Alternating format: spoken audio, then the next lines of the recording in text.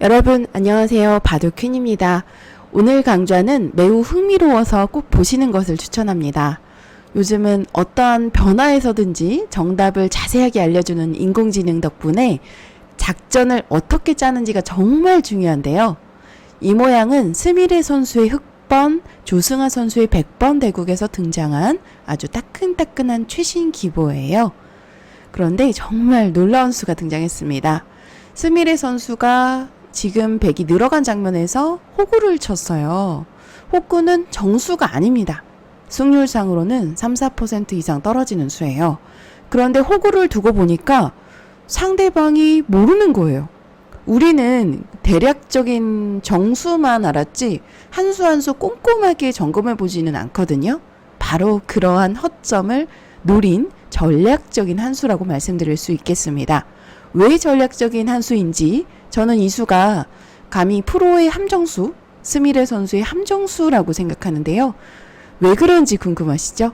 그럼 본격적인 변화에 앞서 바둑퀸 채널 좋아요, 구독 부탁드립니다.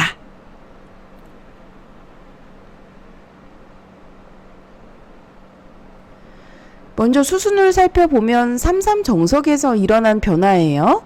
일단 3-3을 침입을 하고 막으니까 밀어올 때 날일자로 덮어서 쉬었습니다. 이때 쉽게 둔다면은 치받고 젖혀서 둘 수도 있는데 이제 공부가 좀 많이 되어 있는 프로들은 어려운 변화를 굳이 피하려고 하지 않는 습성이 있습니다. 특히 약간 공부량에 자신이 있는 프로들은요. 그래서 조승아 선수의 100번인데 특히 조승아 선수는 이렇게 이 선에 바로 붙여가는 어려운 변화를 마다하지 않은 그런 기질이 있어요. 네, 그래서 이제 안쪽을 끊어서 변화가 일어나게 되는데 이러한 형태를 당연히 밀어서 백은 젖혀서 둘 때 이제 흑은 따라 젖히거나 또는 이어서 만약에 쉽게 둔다면 끊는 약점을 이어서 늘어온다면 이렇게 끊어서 이렇게 구부리고 바꿔치기 작전으로 백은 실리를 취하고 흑은 이제 새를 얻어가는 이런 이제 평범한 정석으로 좀 두는 것이 좀 일반적입니다. 네, 그런데 물론 이 변화도 이 다음이 어렵죠. 한 칸 뗄 수도 있고 날일자 둘 수도 있고 그 다음에 변화 침입할 수도 있고 배석에 따라 다른데 뭐 다양한 선택이 있습니다. 지금은 좌상기 쪽 굳히는 것이 좀 석점을 가볍게 보더라도 좀 큰 곳이 되기 때문에 대수점 가는 걸 추천하네요. 이런 곳을 두더라도 얼마든지 버릴 수 있습니다. 석점이 커 보이지만 그러니까 상단에 이런 자리가 이 끊는 약점을 보면서 좀 고깃값을 하면서 활용으로 버릴 수가 있는 그런 자리예요. 그래서 마냥 크지만은 않다라고 보고 있습니다.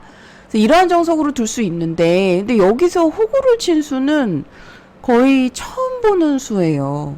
그러니까 이 수 자체가 승률적으로도 3% 이상 떨어지고요. 뭔가 상대방에게 압박을 주면서 이 자리를 어차피 늘어야 되는데 이렇게 끊어서 돌을 버리더라도 좀 단단하게 두고 싶은 그런 자리인데 여기서 호구를 치는 것은 뭔가 느슨해 보이는 그런 장면입니다. 백이 이제 흑을 제압을 할 때 단순하게 제압만 놓고 본다면 그냥 이렇게 두더라도 제압은 할 수 있어요. 하지만 모양이 아주 좋지 않습니다. 돌을 이제 버려서 두게 되는데 이렇게 한번 밀어놓고 잡게 되면 또 한번 잡아야 되는데 자체로 백이 흑 5점을 잡고도 좋은 결과를 가져갈 수 없습니다. 흑이 굉장히 두텁고요. 네, 선수 잡아서 또 이렇게 귀에 9층까지 가게 되면 뭐 승률상으로도 꽤 유리합니다. 자, 그래서 돌을 잡는 것이 능사가 아니에요. 여기서도 그냥 잡을 수 있는 자리인데 이렇게 잡지 않고 귀의 필쟁점이라고 할 수 있는 이 선에 느는 곳이 이제 급소이자 정수입니다. 괜히 난수를 쳤다가는 어차피 이어야 되기 때문에 대학수죠. 그래서 늘어서 두는 것까지는 누구나 생각할 수 있는데요. 이때 이제 날일자를 두어 가니까 여기서가 이제 어떻게 보면 스미레 선수가 문제를 하나 낸 거예요. 어떻게 받을래 하고. 그런데 지금 보시면 호구를 친 수 자체는 승률상으로는 인공지능 추천수에 없기도 하고 이렇게 두게 되면 조금 떨어지기 때문에 하나하나 검토를 해보지 않습니다. 그냥 프로들은 의뢰에 이렇게 밀어서 두는 거로 생각을 할 거예요. 이렇게 두거나 호구를 치거나 젖히거나 네, 다양한 선택이 있죠.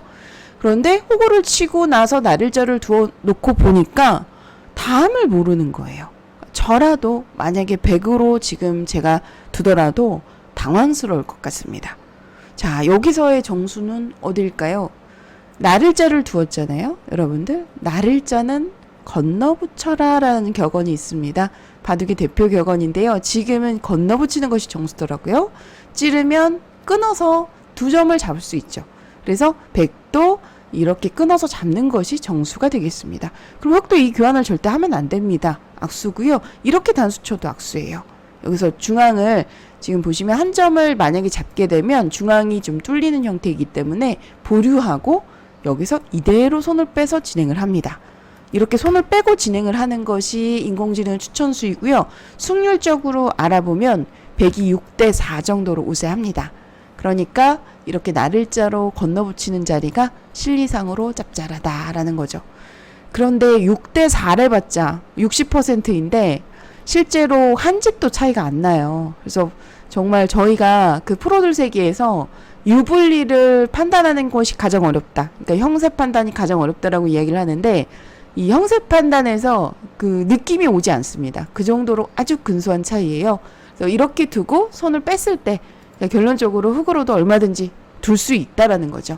그러니까 이러한 계산까지 넣고 스미레 선수가 호구를 사용한 건데, 그러니까 함정수가 뭐냐면은요, 사실 이러한 상황에서 이거 누가 보더라도 명백하게 돌을 버리겠다라는 뜻이잖아요. 그러면 뭔가 상대방의 작전에 걸려든 것 같습니다. 그래서 이렇게 잡으면 안 되겠구나라는 생각을 해요. 일단은 밀고 싶은 자리인데 밀고 나서 늘 때 건너붙이면 훨씬 더 이득입니다. 중앙을 한 번 더 밀어놓았기 때문에 또 밀더라도 받아주면 그때 건너붙이더라도 이 2점 요속이 떨어지죠. 그런데 문제는 이렇게 미는 순간 이미 흑이 좋아져요. 이 미는 수가요 무려 15% 마이너스입니다. 백이 바로 이 점을 노린 거예요. 함정수입니다. 절묘한 함정수예요. 그냥 붙여서 잡았어야 되는데 이렇게 밀어가는 순간 15% 떨어지고요. 흑이 단단하게 이렇게 이 선을 늘어서 지키니까 이미 흑에게 우세가 넘어갔습니다. 여기서도요. 그냥 늘어서 한 칸을 뛸 때 인공지능은 이 끼우는 수, 양자충의 맥점이 있잖아요. 이렇게 나가서 찔러서 끊어가는 수가 성립합니다. 그래서 이러한 수를 지금 구사하라고 해요. 그래서 끼웠을 때 끼우는 자리가 현재 맥점인데요.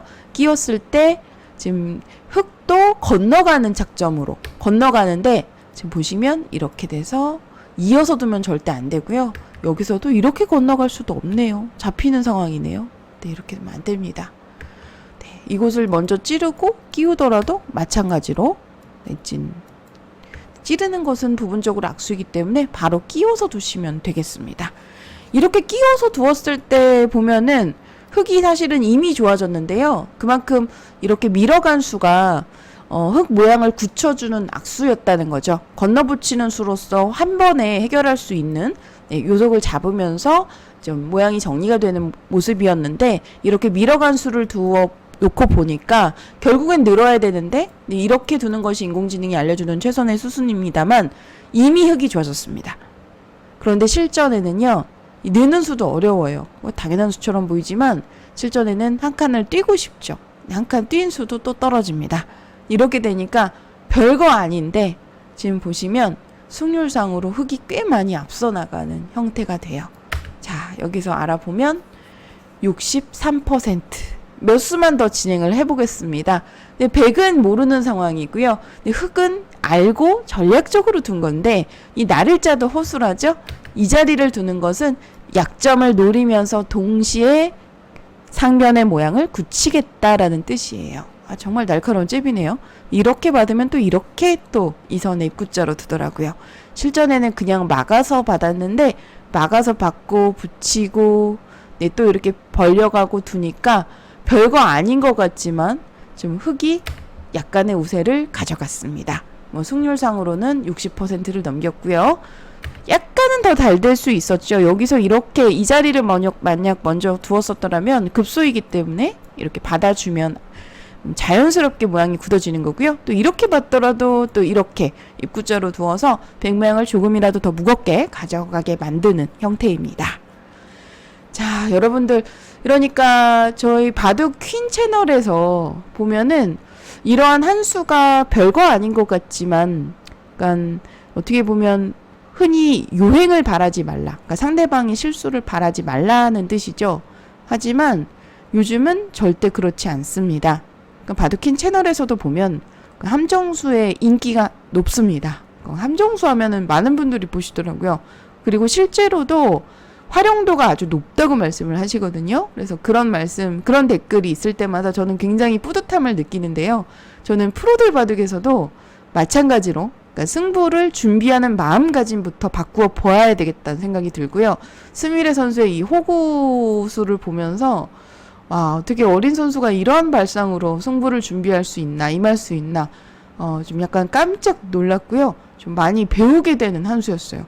그 기술적인 면보다도 좀 심리적인 측면에서, 와, 이런 것이 보면 느는 수는 당연하거든요. 근데 나를 잘 두었을 때 상대방이 이렇게 건너붙여서 타협을 해야 되는데, 그 일종의 도박인 거죠. 그러니까 이렇게 두게 되면 승률적으로는 백이 약간 우세합니다만, 그런데 심리적으로 반발하고 싶잖아요. 이렇게 되는 자리인가 보다 생각이 드는 그런 장면인데, 이렇게 미는 순간 15% 떨어지고 또 이렇게 한 칸을 뛰는 순간 또 9% 떨어져요.